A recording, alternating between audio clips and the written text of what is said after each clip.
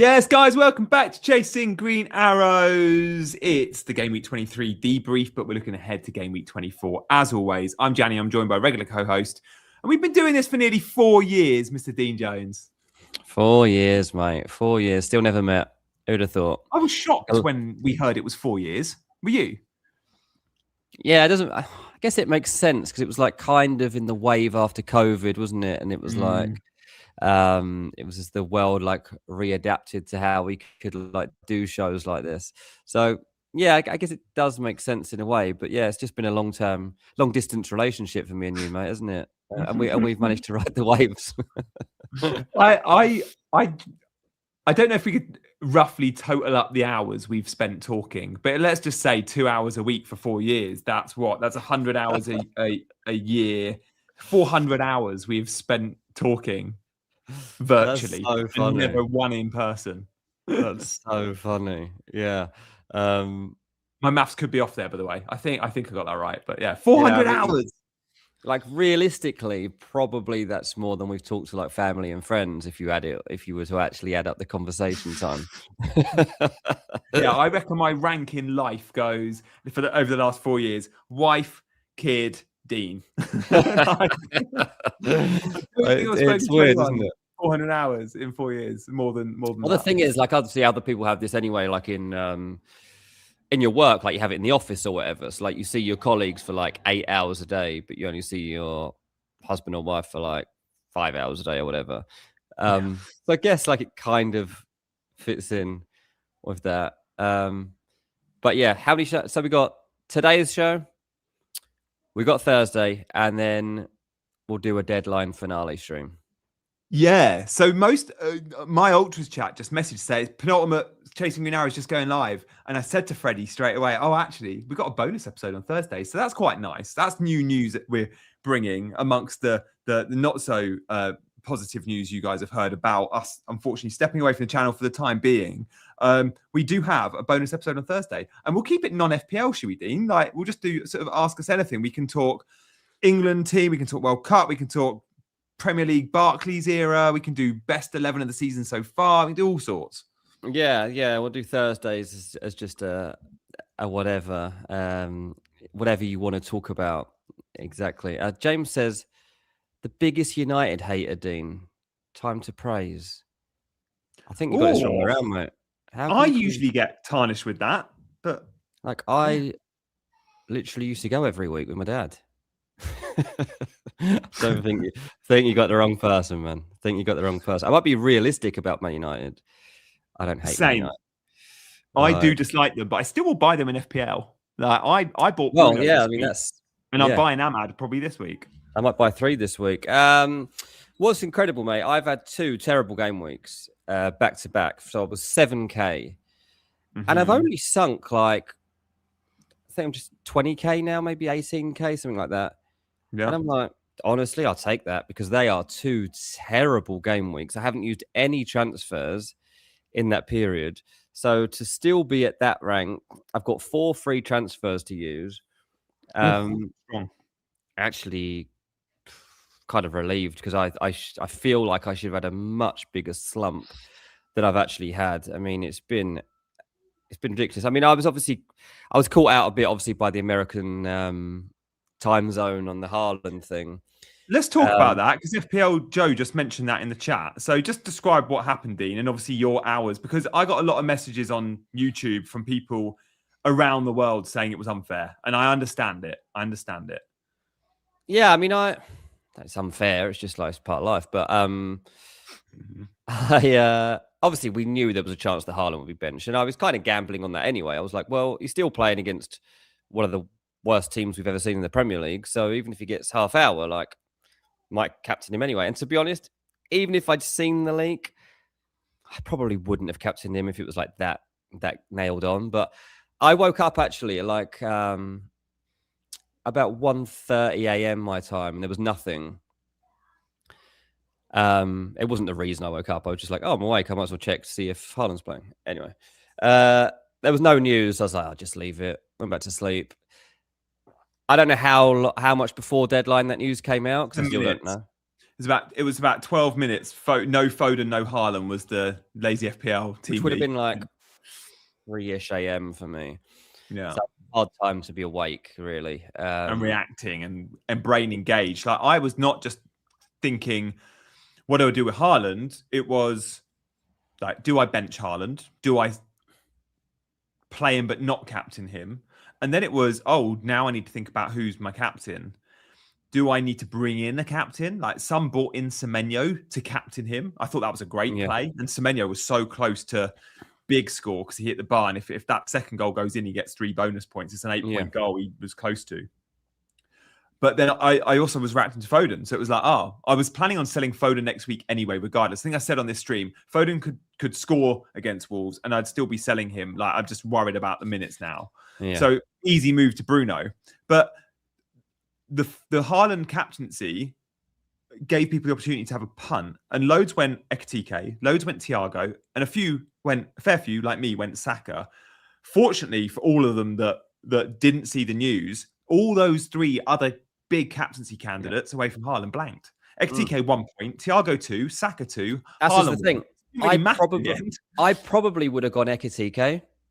Yes, a lot did that. That's what most did, I think. So Ekitike or Thiago. It meant nothing in the end. Like the only player that could have really done great for me would have been Rodgers, but I was never even considering that. So it didn't ultimately matter, but obviously you still would have played him, wouldn't you? You wouldn't have benched him because a few fair play to those that benched him. I saw Big Man did it. I thought, well, fair play, Big Man. But I was like, half an hour versus Wolves, he could still brace. Like, yeah, I mean, look, his performances are a bit worrying at this point. I'm gonna stay with him because I've vowed to myself that I won't be silly enough to not, because he has to come back around. And now Man City are banging the title race.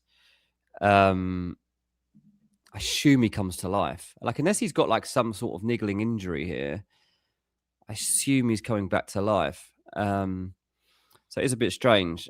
On the other hand, there are players that, like Saka, that I don't think I can handle anymore.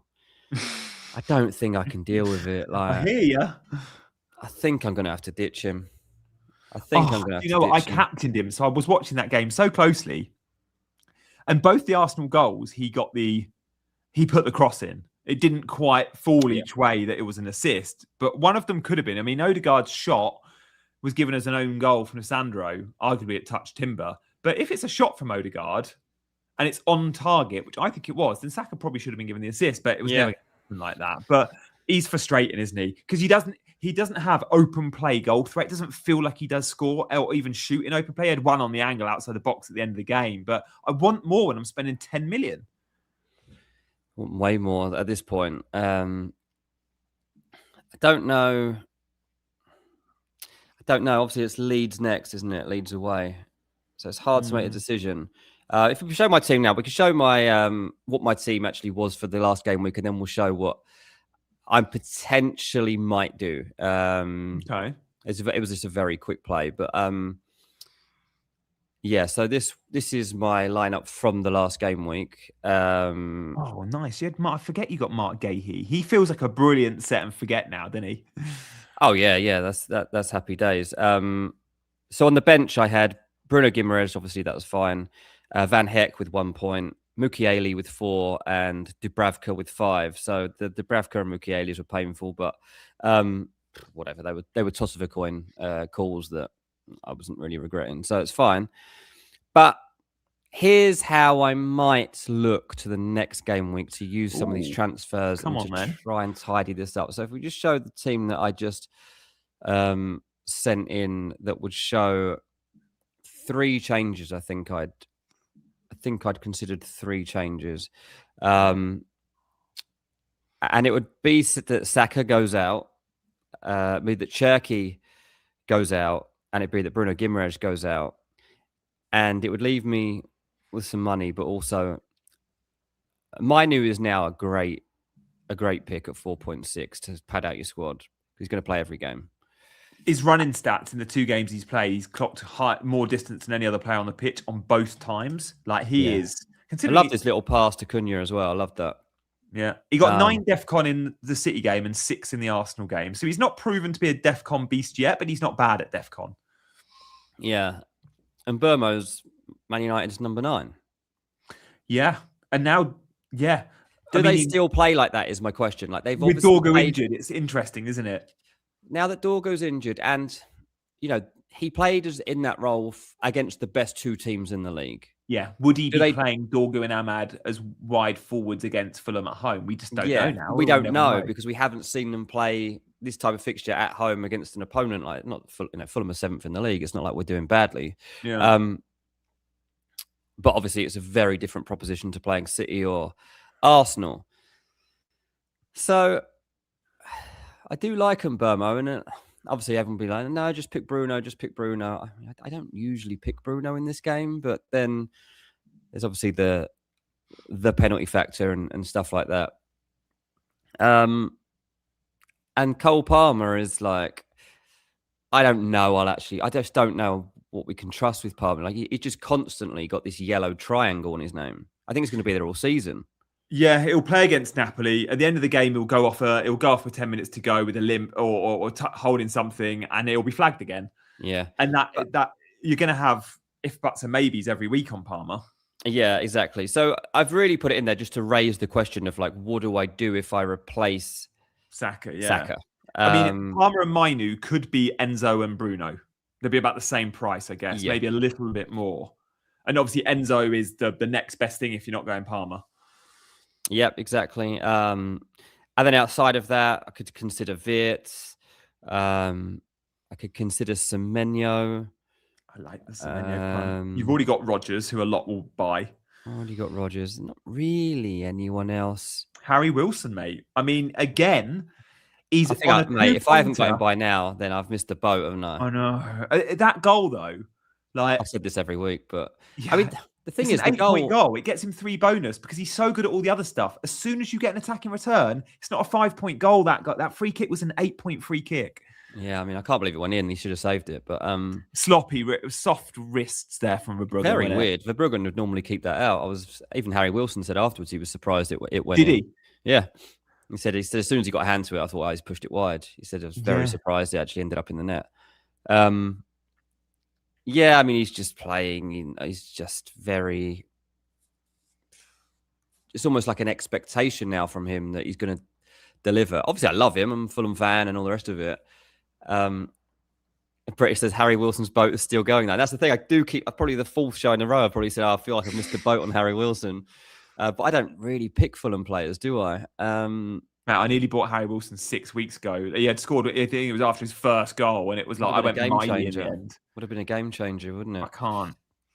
So yeah, I mean, the chat are giving us some good picks. I mean, they've got Pedro Neto for 4 weeks as Kieran. If you're going to go for a Chelsea midfielder, it has to be Enzo Fernandez for me. Pedro Neto is, especially with Esteval scoring, there'll be games where he just plays one winger and Palmer. And that one winger could be Garnacho, Pedro Neto, Esteval. I mean, Pedro Neto is first choice winger, either side, but there's not much between it. What about Cunha? Because Cunha's probably going to play left, not in the Dorgu role, because he'll play it very differently, but Cunha does drift left. Rather than seeing Cunha and Mbeumo sharing minutes, we're probably going to see them both starting now. Yeah, that's true. Although he might play Sesko.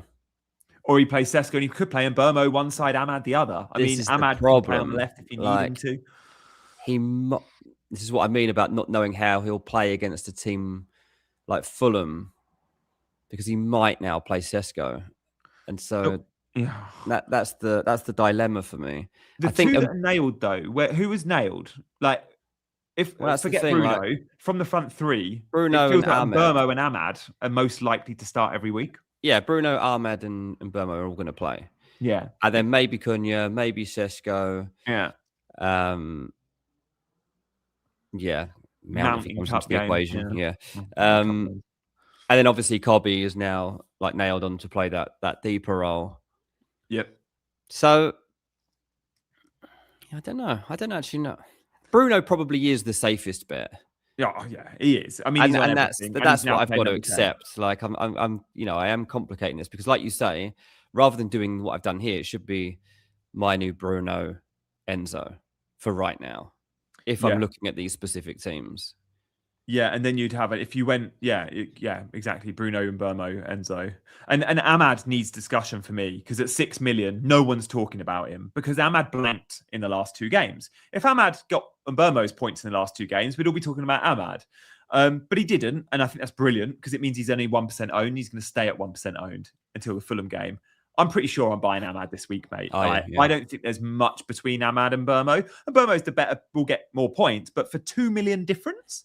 Like the money will always matter at some point. And I feel like if you've got Bruno and Mbeumo, that's a lot of money in the Man United attack. And that's fine if they're scoring 2-3 goals every week. But we haven't yet seen enough from Carrick in the games he's meant to win at Old Trafford. We've seen them playing on the counter without the ball. And maybe that suited them. Maybe it's not. Maybe they'll blow Fulham away. But I don't want to overcommit to Man United attack. I still think I'm ready to go double up. But I think Ahmad is a nicer entry point in terms of value and commitment alongside a Bruno, who, again, Bruno can score points when they win 1-0 or lose 2-1 because it's Bruno. But I quite like the Ahmad pick. Yeah, it's tough. I'm just going to try and quickly look at... Hold on a second. The last few home results. I just want to see what the pattern was coming into before Carrick was at the wheel. Wolves home 1-1, Newcastle home 1-0 win, Bournemouth 4-4. Yeah, there's no pattern here at all. That was Amarim for you. Yeah, I don't know. So yeah, all we've really got to go on is Man United beat Man City 2-0 at home. Yeah. What about Man United defence? Maguire 4.3 player of the match. The thing is, I do think Fulham will score. Yeah, Harry Wilson will. Yeah. So, like, we are a good team at the moment, and we very rarely, I'm just thinking like the Leeds game, we didn't score. I can't think of any other game recently where Fulham haven't scored. Let me see if I can find. Everton, we lost 2-0. Beginning of November was the only other time that Fulham have not scored a goal. So they do usually score. And they're obviously they're one of the most informed teams in the country right now. Like, very much believe they'll score. They might even get a result. Like, we're a decent team.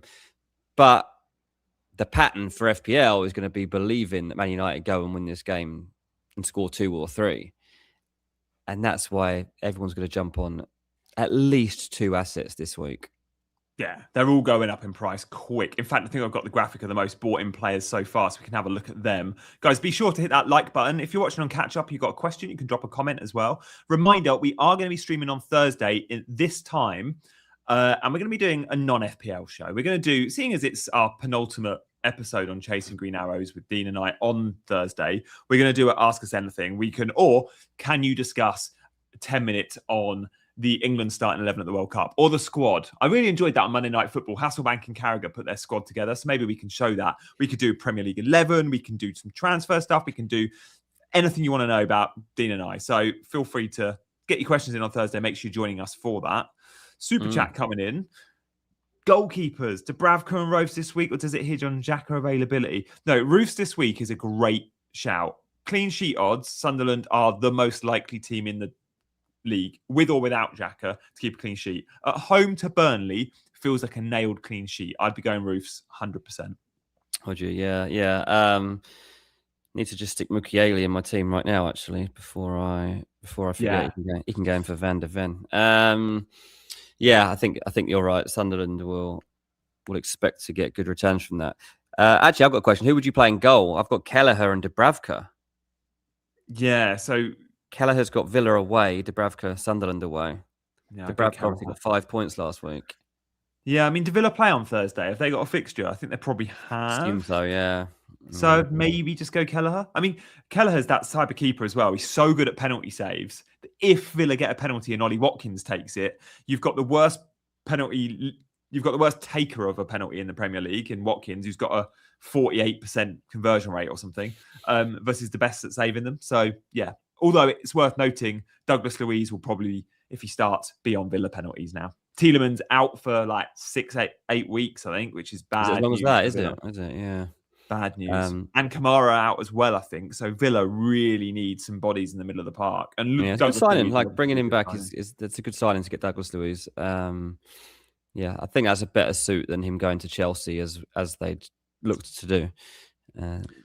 So I do think that's a good signing. Get your questions in. We're here for another half hour or so. Do you want to have a look at your team, Drew? Yeah, let's do it. I've got my points. Rather than show my team coming up, I've thought I'd show my points because I actually had a good game week for once. A nice big fat green arrow. Nice. So yeah, I'm around 600k. I think it was 50. I can't remember, 52. Someone can do the maths on this. But yeah, I was delighted to get Virgil van Dijk points for once, Szoboszlai points for once. Those two combining for a goal feels like it's been so close so many times. Szoboszlai corners, Van Dijk header goes over. Well, this time it went in. Ekitike bench was rubbish, but I bought an Enzo 2 weeks ago. We had a leak that Cunha wasn't starting. I was able to react to that and bought an Enzo. We got a leak that Foden wasn't starting. I was able to react to that to bring in Bruno. So I feel a tad fortunate. I was planning on buying these players anyway, but not till the following weeks. I'm sick of Saka as well, but for now he stays. The players that I could sell this game week: O'Reilly, Lewis Potter, Szoboszlai, and Miley, depending on where I need to spend the funds. As things stand, I'm thinking I'll be buying a defender and a midfielder. And the midfielders I like are either Rodgers or Ahmad. And I don't quite know who I prefer because Rodgers has great fixtures, but I love the Ahmad fixtures. And then the defenders I like, if I can afford it, and if I go down the Ahmad route, Chalobah. I do like the Chelsea fixtures, but I don't trust them defensively under the new manager. But the fixtures, 3 of the next 4 at home are insane. Yeah. Surely they can keep clean sheets against teams like West Ham and Burnley at Stamford Bridge. I would like to think Rosenior can do that. But then there's other defenders I like too, like Maguire, 4.3. And if I really need the funds, James Hill at 3.9 at Bournemouth is someone I'm looking at depending on who I'm selling and buying. But I think it's time for Szoboszlai to go after his 13-pointer. I don't really want to be playing triple Liverpool every week. Like, we should talk about Liverpool, but I don't think we're seeing enough from them to think we're anywhere near a point where we should be tripling up on them in FPL. You've done very well to get that many points out of them from last week, haven't you? Like, that's very good. Virgil van Dijk suddenly become the most unlikable person in the Premier League. Like, what's wrong with him? He's pretty bitter, isn't he? God, he's a bad loser, isn't he? Anytime there's a goal goes in or they lose, take it very well, doesn't he? He does. But yeah, 9 points, even despite the fact that he did not have a good game. Yeah, no, he's terrible. His positioning has been poor. It's weird though. Joe Gomez alongside him, you look at it and go, "Where's the depth at centre back?" Yeah, it's mad they didn't go for Gahey, isn't it? Really, just would not pay those sorts of wages. But mate, I was screaming at the radio yesterday. I had TalkSport on, and Gabby Agbonlahor, who I think is great for the role he needs to play on TalkSport, and they're going, I just don't know why, Actually, might have been Drive. It might have been Darren Bent, who actually I think is a better football pundit. Right. But why didn't Liverpool just go for him? It was 20 million. It's 20 million. It's only 20 million. Who are you going to get for 20 million? And I'm screaming at the radio going, wages. Like, are you stupid? It's a bit weird, isn't it? Like, when they're talking about it, like that's all you need to spend. It's like he's on 300 grand a week at City. Do the maths over the contract. It's not 20 mil. Stop seeing it like that. Yeah, exactly. Honestly, the top line football punditry in the biggest football station in the UK, it's got to be better than that. It's got to be better. You've got to educate football fans a little bit more than that to go. Surprise me, about the wages. Sometimes, come on. Some of them do feel like they just turn up without reading anything or making any calls before they go on the radio these days. Bent's actually okay. Like, Bent's really good, and it might not have been Darren Bent. I take it back if it wasn't, but I do like him, and I'll happily. But definitely, like there's sometimes a lack of insight. Hey, there's pundits, there's former players you would think watch loads of football. A load of them don't give a monkeys. A load of them. Oh yeah, they'll just sit there and they'll reflect on it, and that's it. Yeah, you'll see it when they're talking about a game and they'll be like, well, that's a foul. And it's like, well, it's not anymore. Or like, that's not a foul. Yeah. It's like, it is. It's 100%. The rules have changed.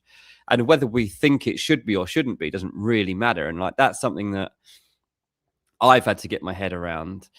Like, what I think naturally is and isn't offside or whatever these days doesn't apply, and you've got to look at it through new eyes these days, and I think a lot of people do find that difficult. But yeah, Van Dijk does need a new partner. It might well be Mickey van der Ven in the summer. Ooh, tasty. Let's wait and see whether they pull the trigger on it, but that's what they are. A Dutch connection. Certainly looking at.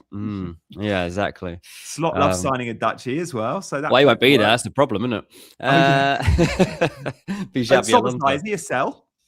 Should we do a poll? Is Szoboszlai a buy, hold, or sell? Because some would say hold him, some would say buy him. He's going up in price tonight. All the midfielders we've just spoken about, you know, your Semenyo's, Rodgers, Enzo, the United lads, I feel like he's a sell. I just cash out when I've just got the big points. I mean, that's obviously a good free kick, and he's still got those in his locker and stuff. But that's a nice way, I think, to say goodbye to him on a 13-pointer that they've lost 3-2. Not many weeks he's going to get more than that, and I think you chop him in.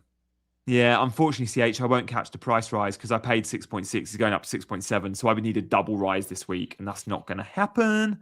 But yeah, all good in the hood. We've got that poll up. Do get voting, guys. I mean, it's just a comparison for me. I think Szoboszlai is a perfectly good hold.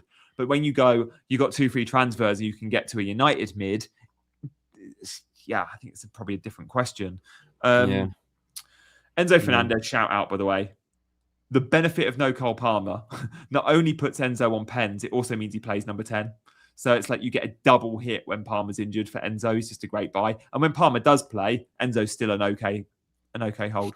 Yep, absolutely. Yeah, that's true. Typically, I'd say we have to start targeting Crystal Palace. Obviously, they are on the biggest spiral right now. Might be the worst team in the league right now, seeing as that West Ham have had an upturn. Wolves aren't actually that bad. Palace are proving to be pretty bad. Not 1 in 10. They've got Nottingham Forest. Mateta derby. I know. Can you imagine Mateta joins, and then I don't think it's going to happen in time. If it does, I can't believe Mateta will actually join Nottingham Forest. By the way, like that's all mad, I've heard all month. It's like Mateta's ready to level up. He wants to cement his place in the France squad. He wants to play Champions League football. He thinks he's worthy of more. And then Juventus are in for him, and AC Milan have a look at him, and it's all a bit expensive. And it's like, Nottingham Forest? Like, they're literally below Crystal Palace in the league. Like, they might go down. And you're going to go play Dyche ball, which does focus a lot of the play towards the number 9, but it's hardly the most attractive, like, you know, you're not going to play sexy football under Dyche. I don't know if he's a very big pull for an attacking player. You know, it's a lot of part of the bus and long ball, and maybe that's unfair on Dyche, but it's, you know, Igor Jesus hasn't had a huge amount of service at Nottingham Forest. He's done all right as well, Jesus, but Mateta is a Dyche type player, though, isn't he? You could see it. Yeah, Mateta hasn't actually been that good, like for across a long stretch. Like, if you look at his misses compilation, it's quite a long video. His XG underperformance has been massive. He has had a huge amount of chances that he's failed to convert. Big chances. But then he goes and scores worldies, doesn't he? It's a lot of money, 35 mil for Mateta right now. How old is he? Is he late 20s? I'm honestly not sure, actually. I think he's like 27, 28. 27, so again, 27 would be my guess, yeah. Yeah. I guess 28. Yeah, so that is a lot of money. He's got one move left, hasn't he? 28, One big move left. But yeah, we will wait and see. When is Wood back from injury? Blimey, do you remember Chris Wood? He's had surgery recently, I think. Like, Chris Wood's out for a very long time, hence the link of 35 million for Mateta. Yeah. They're not going there unless if Wood's. I think Wood. He'll go down as a legend of the game. We can talk about FPL legends on the next game, on the next show on Thursday, and Chris Wood might even make it for his little streaks last year. Who knows? Marcus Alonso comes to mind for me. I miss having fullbacks that were that attacking and scored that many goals. Yeah, I forgot about him. Yeah, he was great because free kicks, and he was so advanced. When we had, I think it was Conte, he was like a winger. Yeah, it's like Daniel Munoz with a finish. You should put together a little list, actually. We should bring those up on Thursday, like who's the FPL legends or even like cult heroes, if you like. Not even legends, because like otherwise you start to get into Aguero and all that, which is just obvious. The The cult heroes are The like cult heroes of the FPL. John Actually. Lundstrom at 4 million playing for Sheffield Exactly. United Stuff like number 8. It'd probably do well as a standalone, actually, in its own right, just to reminisce. It's almost like the nostalgia. We're getting towards the stage. This game's been going so long, we can start to become nostalgic about Wow. FPL. Do you remember when you started playing? I don't remember exactly. I mean, I know I was on it quite early because I've always loved fantasy anyway, because I used to do the newspaper ones. Did you? The Telegraph or the Dream Team, like the Dream Team and all that. I always loved that as a kid. And I'd even I used to play this game by post. Yeah. Where did you play that? And No, but I know about it. You would my mum would have to write actually, no, I used to put pound coins in. It'd be £2 a week.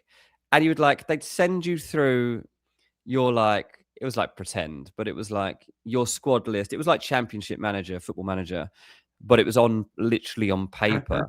And you go through, I sound so old, don't I? I remember this. And you make changes, and then you stick £2 onto the thing, and you send it back off in the post. And then the next week, they'd send through your results of how your team got on, the match report of the game. So yeah, I've always been into it, and obviously it's advanced through time to get to where we are now. But British old school proper, that really was play by post. And because you used to get it in the back of Shoot magazine or Match magazine, they'd be like, "Do you want to play this game?" The other thing I used to do, Freddie did it as well. I used to write to all the clubs, tell them I'm trying to decide which team to support. Send me some stuff. I'm on the market. Send me some stuff. And I remember I did it, and I got every day for a while. I would get stuff in the post. I'd get signed pictures. I'd get a scarf for a team. God. Yeah, it was actually really good. In fact, I reckon I should bring that back and turn it into a Instagram channel or something. Send off loads of fan mail to players and clubs. See what actually comes back. Yeah. That's a really nice social media account for a young lad. I just imagine a young football fan doing that. And you could make it you could try obscure teams as well and see who gets back to you. Yeah, that's it. I can't believe this great duo show will soon be over. Oh, thank you, mate. Yeah. We'll miss you guys. We will miss all of you. We hope we'll see you on YouTube still on my channel, but also listening to Ranks on Dean's podcast and through his Patreon as well. I see CH has linked your Patreon a few times. No reference to my channel. CH. Thanks, CH. I'm paying CH. She's on my private payroll. CH said to me the other day on my stream, she was like, I mentioned that I was doing another stream tomorrow. I was like, come back tomorrow at 8:00. She was like, God, you plug your channel more than CGA. And I was like, she was on me. So now it's this is my time where I can have a little bit back. Started playing in 2007, says Mike Parsons. That was the year I started as well, mate. Mine was 2007. I did used to like it when it came out. I was a journalist that I went to loads and loads of games and press conferences and stuff, and Twitter wasn't big, at least. Yeah. And so I just have all this information. Yeah. And so I was pretty good at it because you were starting 11s and stuff like that. I did literally, for sometimes I'd know the starting 11s, and it wasn't the whole culture of team leaks and stuff. It was part of my job always to link team news, but it was more for I'd have to leak my job for a while was leaking the England team. Jesus, was it? Yeah. And so under Roy Hodgson around that period. Did you cover the game where he resigned after Iceland in the press conference? I wasn't at it, but I was pretty closely covering it. I just come back from Italy beating. I was at the Stade de France, whereas Italy beat Spain in one of the quarterfinals or last 16 or whatever, and then I got back to the hotel, put the TV on, and it was Hodgson's press conference. It's unbelievable. So it was shocking. Unbelievable. Yeah, it was mad times indeed. CH has just stuck up a link to G's channel. Oh, thanks, CH. Eddie, surely you listen to Ranks. You ask me questions here every week. I just assumed that you were on Ranks. It's a podcast, but I do loads of stuff there. Go and join the Patreon right now, Eddie. I feel like you should be on that, and you'll love it with me and Jack. So go, and you can get a free month, I think, if you go and join the Ranks Patreon right now. You'll get a free month, and it's only a £5 a month after that. And I'm thinking there is a video element to it, so I might do some videos now. I might. I'm not going to start my own YouTube channel. Like a few people are like, Dean, just start your own. It's like, no, this is so saturated. The young man's game. We're too long. Dean and I are too long in the tooth to be starting YouTube channels. I don't think if I could even do it now. G's got in the right at the last knock. The door was closing and G ran in, shut the door. Mate, I felt like the door closed on me 6-7 years ago, which is why I didn't do it then. But then it was like, I'm still. Mate, that was a mistake. But yeah, I just don't. I say that Chai's done pretty well in his first year. Yeah. But Chai's gets the 18-year-olds watching him. You know, that's the thing. Chai's much younger than me. Maybe I could get an older crowd in. Maybe it could be called Granddad's FPL or something. And I was looking at my YouTube stats. My average age, no, not my average. I've got something like 85% of my audience are 35 and over. Like, it's a huge percentage. So yeah, you can get the oldies. They are on there. Yeah. Shout out oldies. Sigurd's in the house. He's in his 60s. Sigurd used to be a fisherman and lives in a fisherman's hut in Iceland. And he was a captain of a fishing boat for 30 years. Really? How cool is that? Yeah, I've been quizzing Sigurd on my live chat on my Deadline streams. Yeah. Oh, Sigurd, that is cool. I'd like to just go, into a remote area. Go to Iceland and live in a fishing lodge. I don't think I could deal with the cold, could I? I mean, I'm used to it's winter here right now. It's like 22 degrees or something. I struggle with the cold anyway. I hate it. That's part of the reason I'm now living in California. Pay sunshine tax to live in a much smaller house. But there you go. You're going to help him with his question, mate? I can't even. Yeah, I mean, 31 isn't great, Sigurd, but you're having a brilliant season. One bad week is fine, and that team's great. Like, I don't think you need to be making huge changes or any changes with that team. I would be going Rodgers. I like that. You've got Mbeumo in place. Semenyo, right? Who are you selling to get Rodgers in? I wouldn't want to sell Bruno, Mbeumo, Enzo, Semenyo, or Rice. So you've got a very good-looking midfield. I think you're good. I think you're very good. It's a great team. Thank you for the super chat, mate. Yeah, indeed. Tammy Abraham to Aston Villa just got the here we go treatment. So they've now got Douglas Luiz and Tammy Abraham in the door at Aston Villa. Two really good signings. Does it affect Watkins' minutes, do you reckon? Like, I don't think FPL, no, how do we, it's really more for the games, the extra games, the cup games, the impact sub. They just needed another option because, like, obviously Watkins, he's been playing fine, but obviously he's went through a very dry spell. I thought he played really well the other day, actually, against Newcastle. But they have an opportunity here to make top four, and they decided in December that they just have to sign a forward. And Tammy Abraham, obviously, somebody they already know, somebody that's suited to the Premier League, somebody that will take his chances, and can swap out with Watkins as and when they need. Mark says, Romano, here we go on Abraham. Yeah, I mean, he's actually signed now, is what I mean. He's already given the here we go. I mean, I'm a bit bored of Romano's here we goes anyway. Guys, we've only got 60 likes. I'd love it if the 200 in the chat could just help hit the like button. We just want more eyes on the channel. 200 on a live is pretty good. That's not bad for a Tuesday. No, I know. It's words got around, mate, that we're leaving. Oh, bless them. They've come to watch the farewell tour. We should have upped the price of the tickets. Actually, that's what I should mention on Thursday. You're talking non-FPL. Yeah, we're charging. It's £20 a ticket. Straight, you just stick it straight into one of our bank accounts. We'll split it at the end of the show. It's like a crowdfunder to keep the channel alive. A crowdfund. There you go. That's what we do. Go fund us. I'm waiting now. Can one of our chasers set up a GoFundMe? What do we get? What do you reckon we'd get for GoFundMe? Say £73 in an hour. 73. Yeah, take that. Yeah, take that. Do we take checks? Says this. No. Stick your pound coins on a piece of paper and send it to me. £2 sounds quite expensive back when you were doing that. That's not cheap, is it? It was quite lumpy, wasn't it? Because was 35p. Like, that's true. Guys in the chat, when was your first sticker album? Give us a year. Mine was 95. Dean's was early 90s. I've asked him before.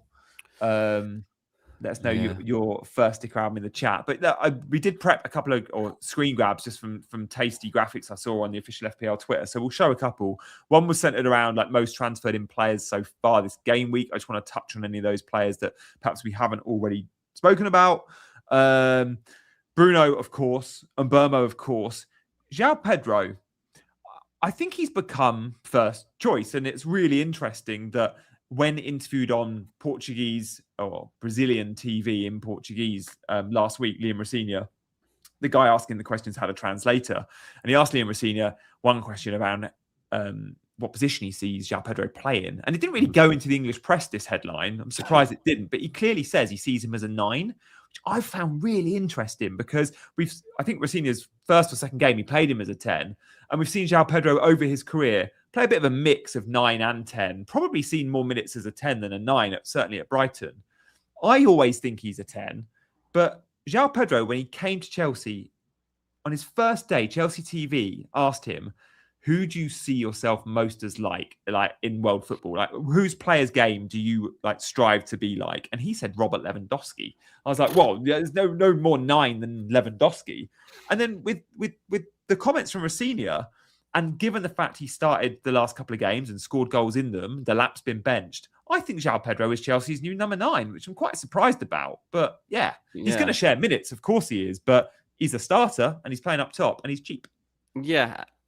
I think they've got big reservations about Liam Delap. I don't know that one's going to work out. Wouldn't even surprise me if they were open to moving him on at the end of the season.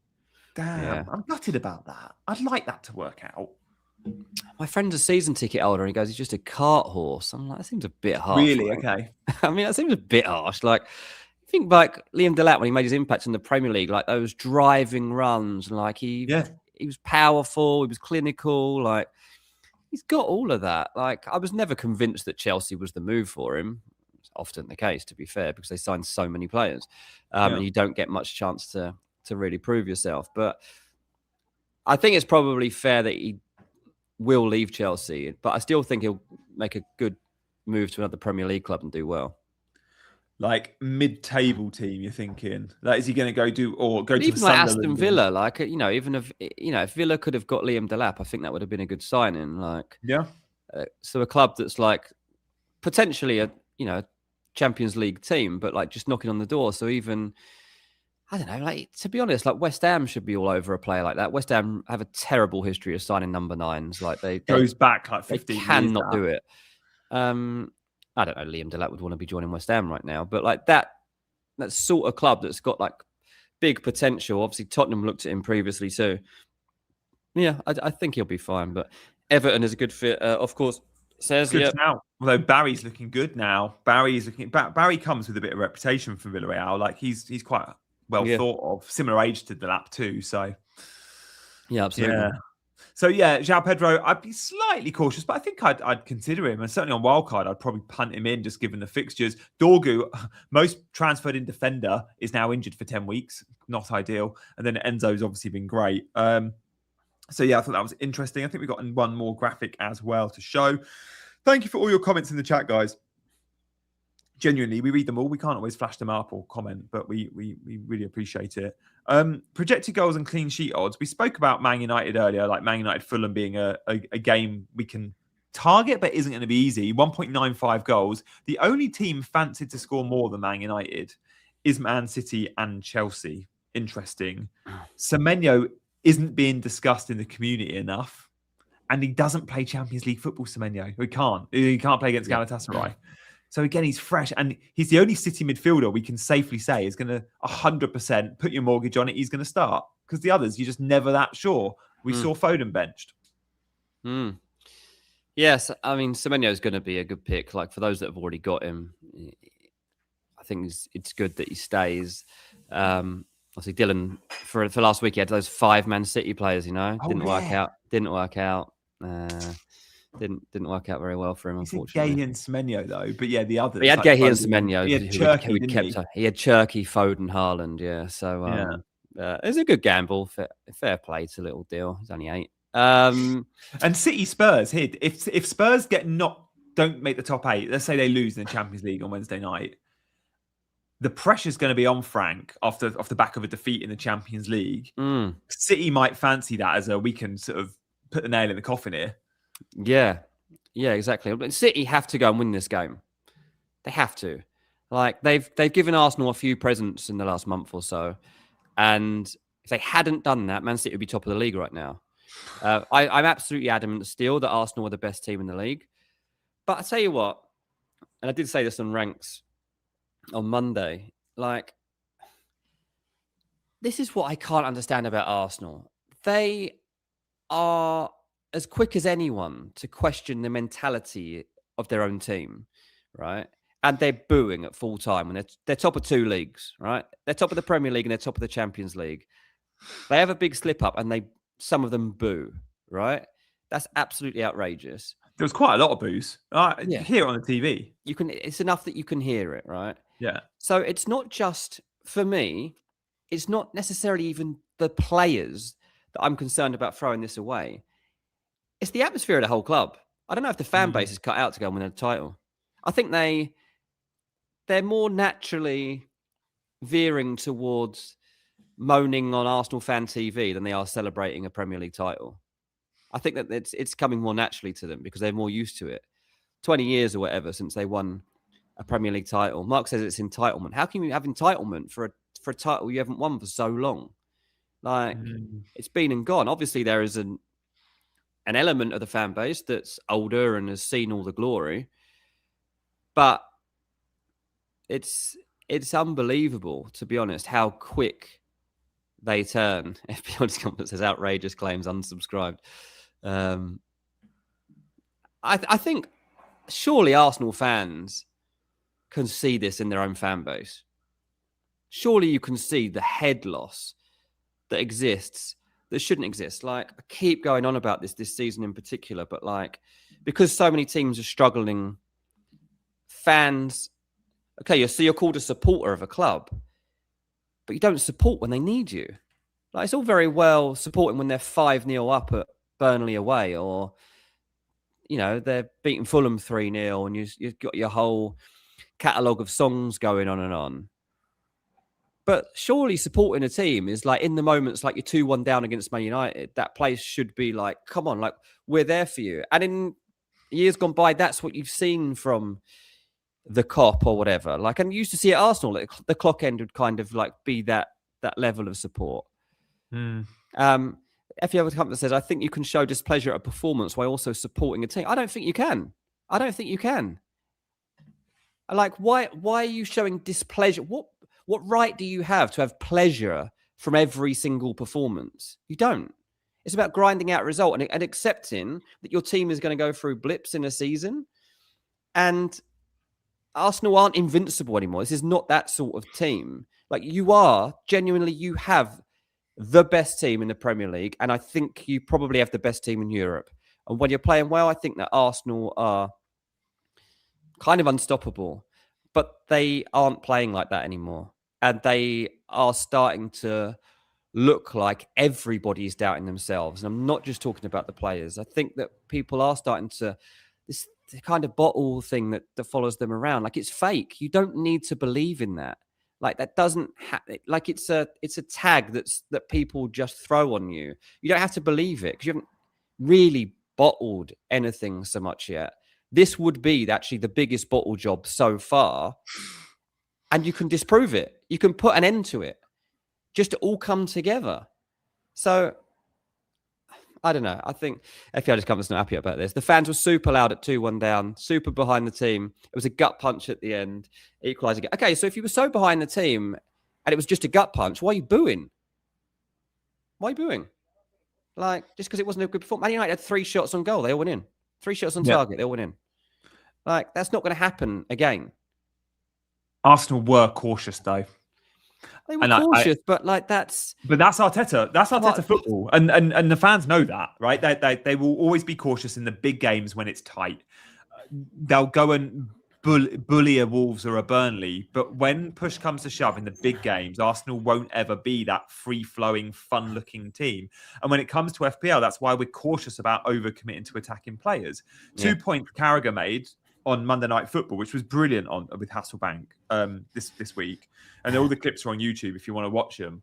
One was the about how Arsenal don't have a top world beater attacking player in their team. So he made a good point. When you're doing team of the season so far, and you're in January, and the team that's top of the league, you don't have a single attacking player in their team of the season, and you wouldn't name Saka's brilliant, but I don't put him in the kind of top world class category. He's elite, but he's just below that top category, and his stats show that.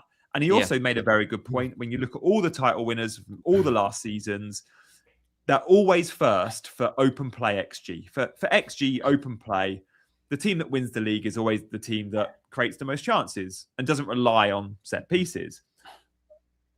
Arsenal were 5th for open play XG this season.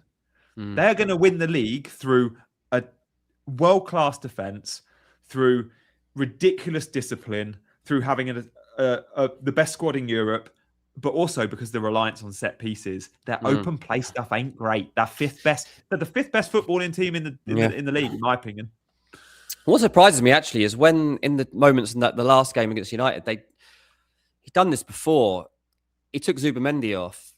And often what starts to happen at that point is that Rice goes into a deeper role, right? That's one exactly of their biggest assets is Declan What's the point? But Declan Rice is so good now at driving, and people don't know how to stop that.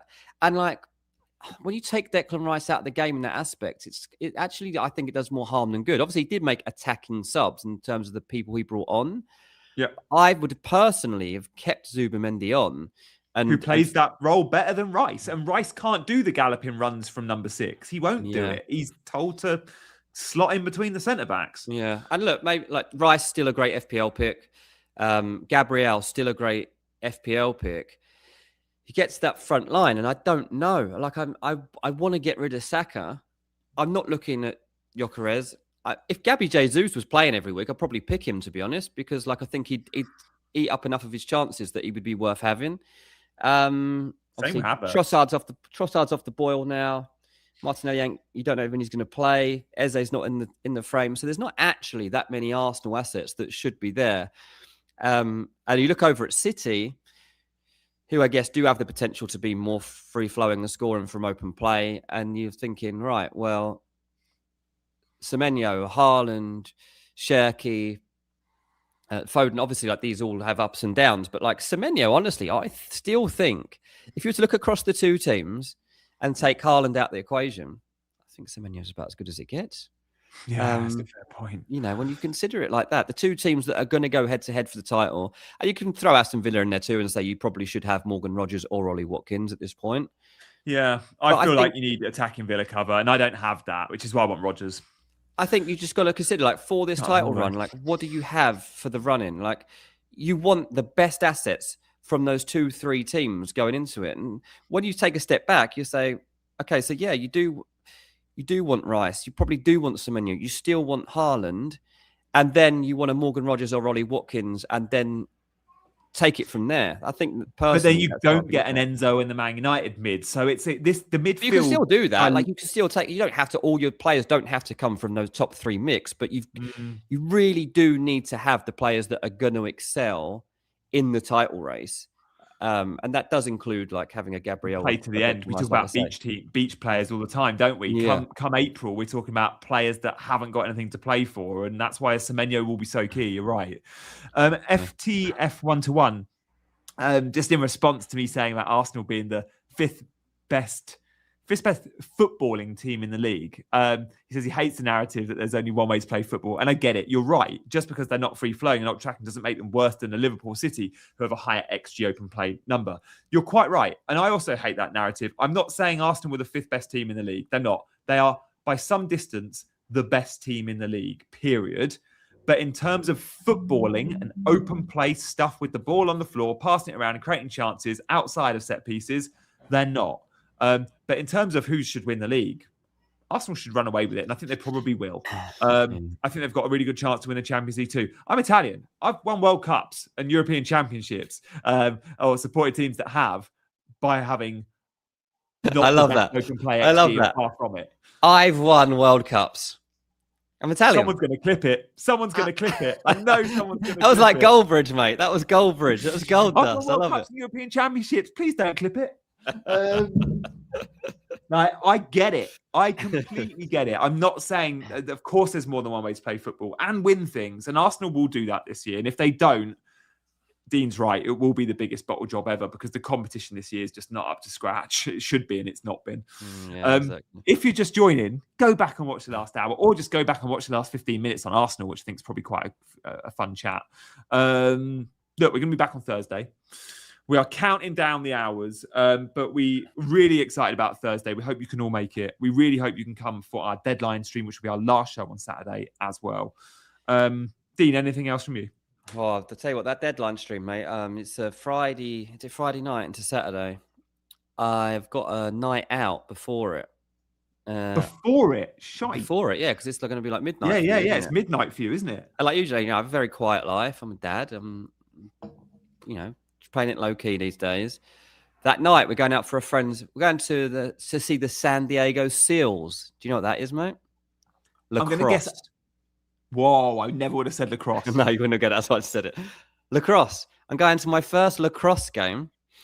It's our friend's birthday, so he wants to have drinks. I haven't had a drink for like a long time. And maybe I won't have one because I'm in such a good so professional. rhythm of. No, not even that. I just am enjoying not drinking. And I'm like, oh, I could do this a bit longer. I didn't even set out to do dry Jan, and I have had 2 drinks, but it really doesn't matter. Anyway, be getting back from the San Diego Seals probably about 10:30, and an hour and a half later I'll be on here. So could be a party. It could be an actual party. Maybe I'll have a few. Maybe we'll have an after party, and I'll bring people back, and there'll just be people in the background. Amazing! I can't wait for that. I want to hear all about the San Diego Seals, mate. I look forward to that on Saturday. Well, look, guys. Before that, we'll be here Thursday at 5. We will catch you then. See you very soon. Cheers.